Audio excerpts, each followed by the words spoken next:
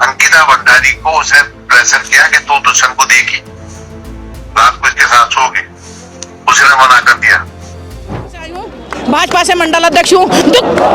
ऐसी भाजपा को, ऐसी गंदी भाजपा को जिसने आज हमें रुला दिया, हमारी पहाड़ की बेटी 19 साल की बेटी के साथ ऐसा बलात्कार किया। पुलिस मुझे मरवाने के लिए घूम रही है, ताकि गिरफ्तार करके हमें मरवा दे। उत्तराखंड की जनता जाग जाओ, जाग जाओ।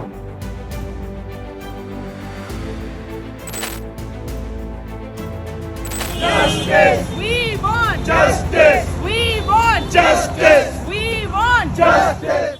उत्तराखंड में एक बार फिर से अंकिता भंडारी हत्याकांड को लेकर प्रदर्शन तेज हो गए हैं। राज्य के 13 जिलों में लोग वीआईपी का नाम सामने लाने की मांग कर रहे हैं। कोटद्वार कोर्ट से अंकिता भंडारी हत्याकांड के तीनों आरोपियों को सजा मिले भी अब 7 महीने से ज्यादा हो चुके हैं, लेकिन वीआईपी की गिरफ्तारी की मांग अभी भी बाकी है और प्रदेश की सियासत और समाज दोनों को अब इसने सड़कों पर उतरने पर मजबूर कर दिया है। देहरादून से लेकर प्रदेश के कई हिस्सों में सीबीआई जांच की मांग को लेकर प्रदर्शन तेज है। इस आंदोलन में सामाजिक संगठनों, गैर राजनीतिक समूहों और विपक्षी दलों की मौजूदगी साफ दिख रही है, जबकि सत्ता पक्ष इसे विपक्ष की राजनीतिक सक्रियता से जोड़कर देख रहा है। कहीं नारे हैं, कहीं मौन है, तो कहीं हाथों में तख्तियां और कहीं आंखों में आक्रोश है। लेकिन सवाल सबके मन में बस एक ही है कि अभी भी कुछ बाकी तो नहीं रह गया जिसकी जांच जरूरी है। लेकिन वहीं सरकार का कहना है कि वे किसी भी जांच से पीछे नहीं हटेगी, लेकिन विपक्ष ये कह रही है कि सामाजिक संगठन इसे न्याय की लड़ाई के रूप में देख रहे हैं और इसीलिए ये प्रदर्शन अब तेज हो गया है। दरअसल उत्तराखंड में 2027 में विधानसभा चुनाव भी है और इसीलिए भी पक्ष विपक्ष हमलावर हैं। लेकिन आप अगर देखें तो कहां लड़ाई न्याय की चलनी चाहिए थी, लेकिन नेताओं ने इसे अपने राजनीतिक मुद्दा बना लिया है। लड़की को न्याय मिले ना मिले वो सेकेंडरी चीज है, लेकिन इनकी कुर्सी नहीं छूटनी चाहिए और वो सबसे बड़ी प्राथमिकता है। आप सोचिए, अंकिता भंडारी हत्याकांड को 8 साल से भी अधिक हो चुके हैं, लेकिन न्याय की लड़ाई अभी भी बाकी है।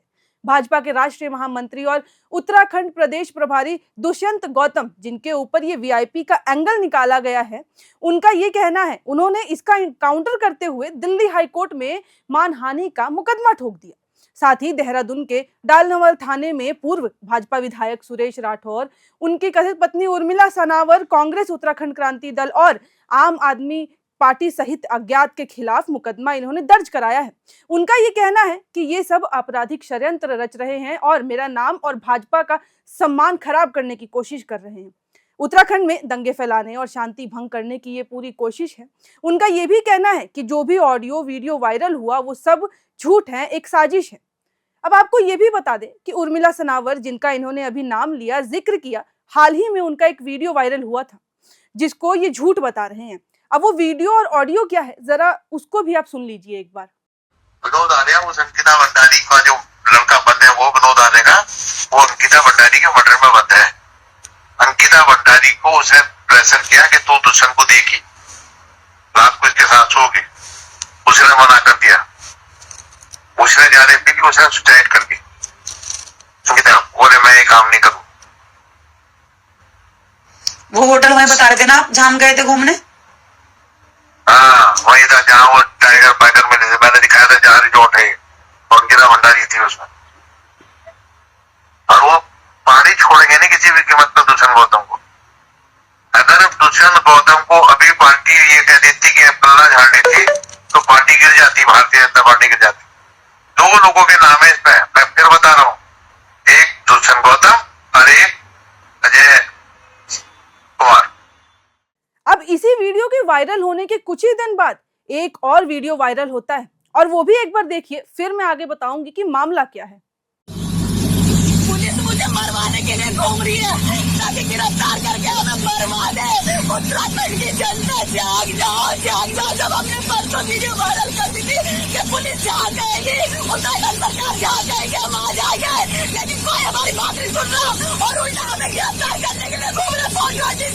सबके गिरफ्तार करने के लिए घूम रहे। जब हमने कहा कि आप खुद आ जाएंगे, जहाँ जाओगे तुम्हारा सर्वनाश होगा, और बेटी की आँख तुम्हें लेके डूब जाएगी, सबको, पुलिस सरकार को। इसमें ये साफ कह रही हैं कि मैंने अंकिता भंडारी केस में सबूत दिए तो पुलिस मुझे ढूंढ रही है और अब मुझे मारने की कोशिश कर रही है। अब आप बताइए किस तरह की ये सत्ता है, किस तरह की ये सरकार है। आखिर इतने लोग एक ही इंसान को कैसे बदनाम कर सकते हैं? और ये हम नहीं कह रहे हैं, ये उत्तराखंड की जनता कह रही है, उत्तराखंड के लोग कह रहे हैं। इस वीडियो के अलावा एक और वीडियो है जो अब तेजी से वायरल हो रहा है, जो कि भाजपा के उत्तराखंड मंडल अध्यक्ष का वीडियो है, जो बीजेपी की ही होके खुद बीजेपी पर थूक रही है। सुनिए वीडियो में वो क्या कुछ कह रही हैं। मैं हरिद्वार से आई हूँ, भाजपा से मंडल अध्यक्ष हूँ। ऐसी भाजपा को, ऐसी गंदी भाजपा को जिसने आज हमें रुला दिया। हमारी पहाड़ की बेटी, 19 साल की बेटी के साथ ऐसा बलात्कार किया और फिर उसे धक्का दे दिया। मगर इन दरिंदों को पता नहीं था कि पहाड़ की देवी देवता भी होते हैं। वो ही बन के निकली है, नहीं तो 3 साल का मुद्दा कोई नहीं निकाल सकता।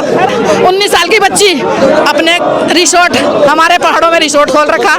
हमारे पहाड़ों में सर्विस चाहिए ना बेटियों की, हमारे पहाड़ों में इनको दारू चाहिए, हमारे पहाड़ों से। और बच्चे हमारे होटलों में बर्तन मांज रहे हैं, पढ़े लिखे बच्चे होटलों में। हमारे बच्चों को तो नौकरी है ही नहीं, हमारे बच्चों को नौकरी नहीं है। पढ़ लिख के उन्हें गुमराह कर रहे हैं और बेटियों को आगे ला रहे हैं और कह रहे हैं सर्विस दो।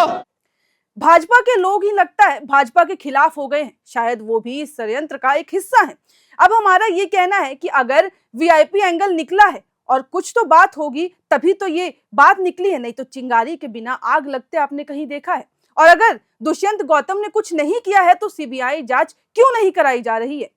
ये जो प्रदर्शन हो रहा है उसमें कांग्रेस कार्यकर्ता भी अब शामिल है। कांग्रेस का ये भी कहना है कि भाजपा कह रही है कि अगर ये सब प्रदर्शन एक षड्यंत्र है तो यही सही, हम अंकिता के न्याय के लिए ये षड्यंत्र जारी रखेंगे।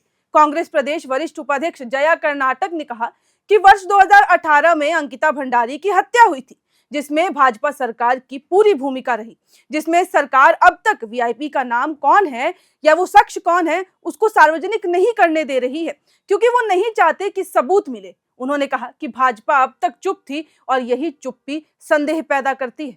लेकिन जब तक अंकिता को न्याय नहीं मिलता हम भी विरोध प्रदर्शन जारी रखेंगे, देखते हैं हमें कौन रोकता है। तो हर बार ऐसे मामलों में राजनीति पहले ही शुरू हो जाती है, न्याय बाद में आता है। लेकिन विरोध के शोर के बीच अल्मोड़ा के भिकियासैन से एक ऐसी तस्वीर सामने आई है जिसने पूरे देश के कलेजे को झकझोर के रख दिया है। 2 बहनें कुसुम बोराई और 10वीं की छात्रा संजना बोराई, इन्होंने इंसाफ मांगने के लिए स्याही का नहीं बल्कि अपने खून का इस्तेमाल करके एक पत्र लिखा राष्ट्रपति को। पत्र में छात्रा ने राष्ट्रपति से अंकिता भंडारी को न्याय दिलाने और मामले में जितने भी लोग मौजूद हैं, यानी कि वीआईपी जिसका जिक्र हो रहा है, उसकी गिरफ्तारी की मांग की है। भारत एक न्यायप्रिय देश है जहां किसी को भी कानून से ऊपर नहीं माना जाना चाहिए। उन्होंने आगे ये भी कहा कि अंकिता भंडारी जैसी बेटियों के साथ हुई घटनाएं पूरे समाज को झकझोर देती हैं। उन्होंने आगे ये भी कहा कि अंकिता भंडारी जैसी बेटियों के साथ हुई घटनाएं पूरे समाज को झकझोर के रख देती हैं। यदि ऐसे मामलों में प्रभावशाली लोगों को बचाया जाएगा तो आम जनता किस पर भरोसा करेगी? आखिरकार वो कहां जाएगी? छात्रा ने राष्ट्रपति से आग्रह किया है कि वे इस गंभीर मामले में इंटरफेयर करें और दोषियों के खिलाफ सख्त कार्रवाई सुनिश्चित करें, ताकि भविष्य में कोई भी महिला या बेटी खुद को असुरक्षित महसूस ना करे। पत्र में यह भी लिखा गया है कि देश की बेटियों की सुरक्षा करना प्रत्येक नागरिक और सरकार की सर्वोच्च जिम्मेदारी होनी चाहिए, जो सबसे पहले प्राथमिकी होती है। लेकिन संजना ने यह भी आगे लिखा कि एक आम छात्रा है, लेकिन एक नागरिक होने के नाते अन्याय के खिलाफ आवाज उठाना मेरा कर्तव्य था, आगे उसको जस्टिस दिलाना आपका कर्तव्य बनता है। इन दोनों बहनों का अब ये जो पत्र है वो सोशल मीडिया पे तेजी से वायरल हो रहा है, और वायरल होने का कारण ये नहीं है कि उन्होंने जस्टिस की मांग की, पर इसीलिए वो वायरल हो रहा है क्योंकि इस बार कलम से नहीं बल्कि अपने खून से 2 लड़कियों ने न्याय की मांग की है। सोचिए किस हद तक लड़कियों को अब जाना पड़ रहा है कि अपनी ही न्याय के लिए खून का इस्तेमाल करना पड़ रहा है। खैर, अब पत्र के सामने आने के बाद इंटरनेट पर लोग इसको लेकर काफी प्रतिक्रिया दे रहे हैं, कुछ इसकी सराहना कर रहे हैं तो वहीं ये भी कह रहे हैं कि लड़कियों को अपनी सुरक्षा और न्याय के लिए अब अपना खून बहाना पड़ रहा है।